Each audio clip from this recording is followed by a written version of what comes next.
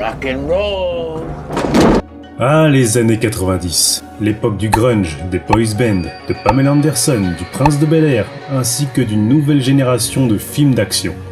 Ça tombe bien, nous sommes ici pour parler d'un de ses plus illustres représentants, j'ai nommé Point Break. Si l'on reprend tout depuis le début, le projet Point Break était initialement prévu pour Ridley Scott, avec une pléthore de jeunes loups d'Hollywood en lice pour le rôle principal. Scott avait choisi Charlie Sheen, mais celui-ci préféra tourner Young Guns. Bizarrement, on retrouvera les grandes lignes du script de Point Break dans un autre film avec Charlie Sheen, dont on se rappelle tous, 260 Chrono. Ça ne dit rien à personne. Bon, en gros, c'est l'histoire d'un policier sous couverture qui infiltre un gang de voleurs de voitures. Le jeune flic va tellement se prendre d'amitié avec le chef du gang qu'il aura une aventure avec la sœur de ce dernier. Toute ressemblance avec des personnages déjà existants serait purement fortuite. Bref, Point Break reste à faire et c'est le producteur Larry Gordon qui récupère les droits du script. Gordon avait déjà à son actif quelques petits films comme Die Hard 1 et 2, Aliens, Predator ou encore Rocketeer. Il fonde Largo Entertainment avec une compagnie japonaise et va imposer Point Break en tant que première superproduction. C'est le réalisateur-producteur James Cameron qui va proposer à sa femme, Catherine Bigelow, l'occasion de réaliser ce film. Les deux conjoints s'étant rencontrés sur son précédent film, Aux frontières de l'aube, que je vous recommande au passage. Une femme à la tête d'un actionneur estival ? Pas vraiment étonnant lorsque l'on sait qu'elle a tapé dans l'œil de réalisateurs plutôt burnés comme Walter Hill, Oliver Stone et bien sûr James Cameron. Mais avant d'en arriver là, la belle avait commencé des études d'art plastique à San Francisco. C'est dans ce milieu très intellectuel qu'elle va faire ses premiers pas dans un nouveau médium, la vidéo.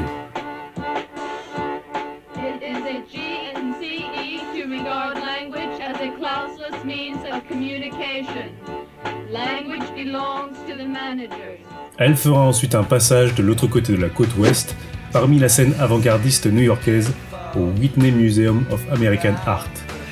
Motivée par le cinéma, elle s'inscrit à l'université de Columbia, où elle découvrira les films de Douglas Sirk, Pasolini, Fassbinder, mais surtout Peckinpah. D'ailleurs, son premier court-métrage, The Setup, filme une bagarre entre deux hommes. Elle disait être fascinée par l'idée de raconter un acte violent et de lui donner un aspect esthétisant et cinématographique. Par la suite, elle débarque à Hollywood avec pas mal de méfiance envers cette industrie. Mais pour faire des films là-bas, il faut savoir montrer patte blanche. Bigelow n'avait que 2 films à petit budget à son actif, mais où l'on pouvait déjà remarquer son sens de l'esthétisme et du montage, ainsi que des thématiques qu'elle prolongera le long de sa filmographie. Point Break s'annonce comme le moyen de se faire connaître au grand public.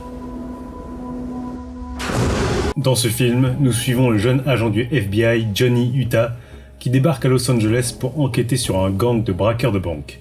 Selon son coéquipier, Angelo Papas, les braqueurs seraient une bande de surfeurs. Utah infiltre ce milieu, tombe amoureux de la belle Tyler et va se rapprocher du leader Buddy. Tous les éléments sont là pour pondre un énième blockbuster sans saveur. Des acteurs beaux gosses, le vieux flic désabusé, le chef de la police qui gueule, un Patrick Swayze au sommet de sa gloire, du sport extrême pour les jeunes et une bande son bien rock'n'roll. Mais c'était sans compter sur le tempérament franc-tireur de Catherine Bigelow. Si l'on en juge par ses 2 précédentes œuvres, on peut noter que le personnage principal va se retrouver tiraillé entre 2 mondes. Dans Aux frontières de l'aube, le jeune Caleb, fils de fermier, va pénétrer dans un groupe qui transgresseront les règles et l'amèneront hors de sa zone de confort. Dans Blue Steel, le personnage interprété par Jamie Lee Curtis va rayer la part d'ombre qui sommeille en elle quand elle abat son premier agresseur dans l'exercice de ses fonctions.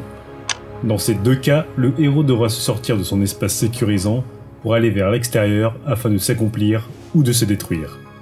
Cette quête les amèneront à se confronter à leur opposé, Caleb, qui ne veut pas se nourrir du sang de ses victimes, et l'inverse total de Sevron, qui semble s'amuser à chasser ses proies.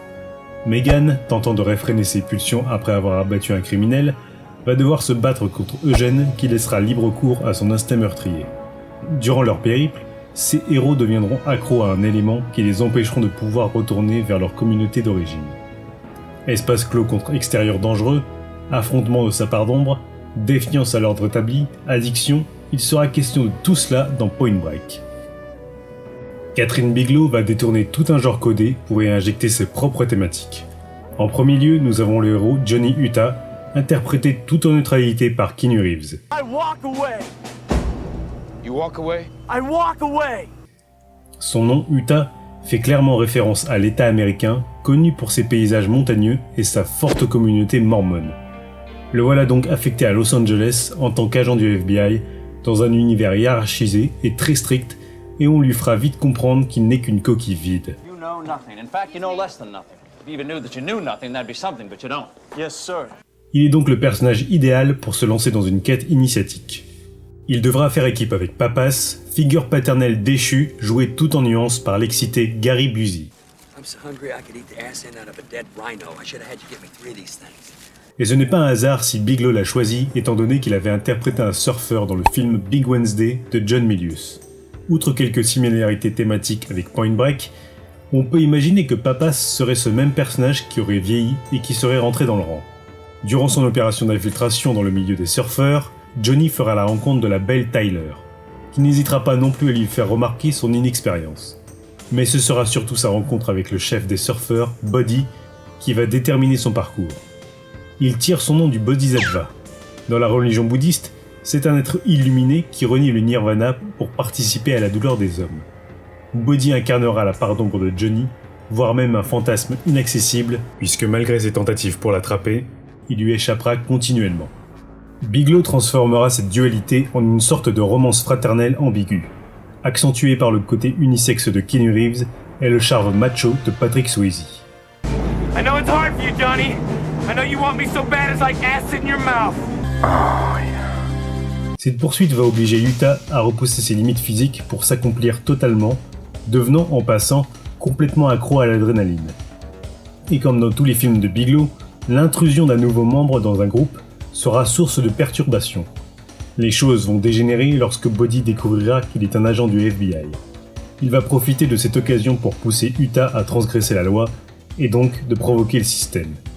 En capturant Tyler, Buddy obligera Utah à braquer une banque à visage découvert.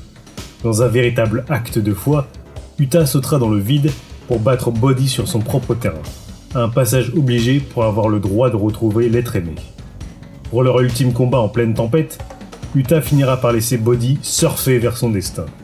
Son obsession pour lui disparaît enfin, et il se débarrasse du dernier vestige de son passé, son insigne du FBI. Utah sera arrivé au bout de sa quête identitaire. Évidemment, tout ce blabla thématique ne serait pas pertinent s'il n'était pas accompagné par le point de vue de son réalisateur. My man. Yeah. Comme l'a déclaré Bigelow, ces films doivent faire vivre et faire ressentir aux spectateurs des sensations inédites, leur rendre aussi accro à l'adrénaline que ses personnages. Et ça, dans un film d'action, c'est du pain béni. Elle va réussir à imposer son style visuel avec des procédés techniques rarement utilisés dans des grosses productions. L'utilisation d'une steadicam lors d'un plan séquence qui plonge Utah, et donc le spectateur, dans l'espace cloisonné du FBI. La caméra semblera se cogner à chaque paroi tant le cadre est rempli de figurants avec peu de place pour interagir. Elle utilisera ce même principe lors des braquages perpétrés par Buddy et sa bande. Ce qui deviendra totalement différent lorsqu'arriveront les scènes d'action. Bigelow va saisir l'énergie qui se dégage des prouesses physiques de ses personnages. Par exemple, en utilisant une pogocam, sorte de steadicam équipée d'un gyroscope, afin de capturer l'intensité de la superbe course-poursuite à pied entre les deux rivaux, qui semble ne plus finir, mais qui se conclura par un véritable orgasme de Keanu Reeves.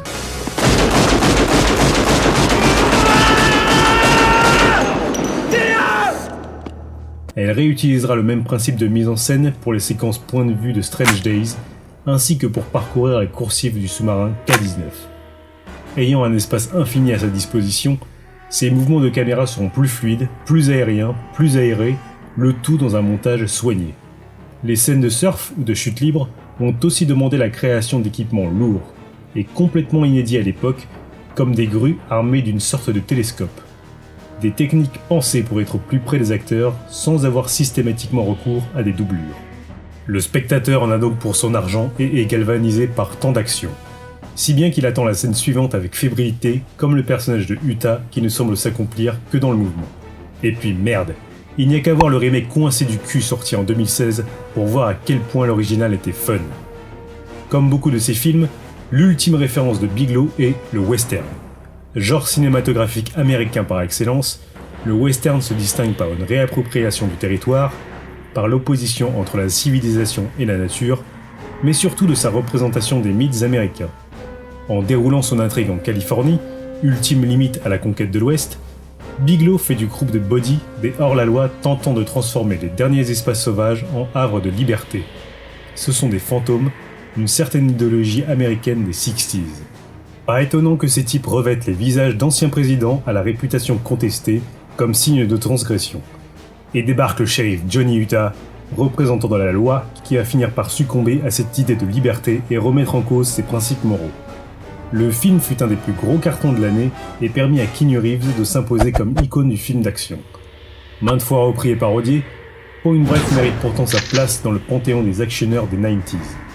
Edgar Wright ne s'y trompera pas, puisqu'il rendra ce que je considère comme le plus bel hommage au film dans son mortel Hot Fuzz.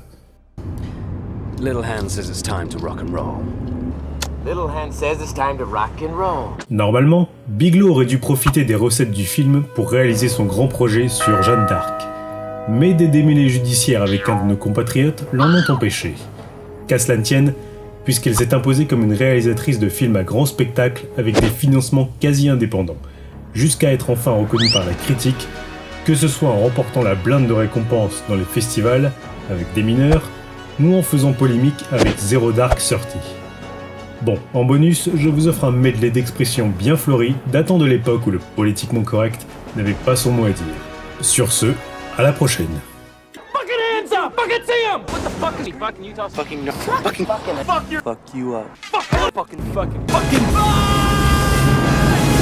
What the fuck? Fucking Fuck up! Fuck you! Fucking. Shut up! I said shut up! Fuck you! Fucking. Fuck the fuck! Fucking A! Fucking A! Fucking going to the fucking fuck! Fuck! Fucking! Fuck!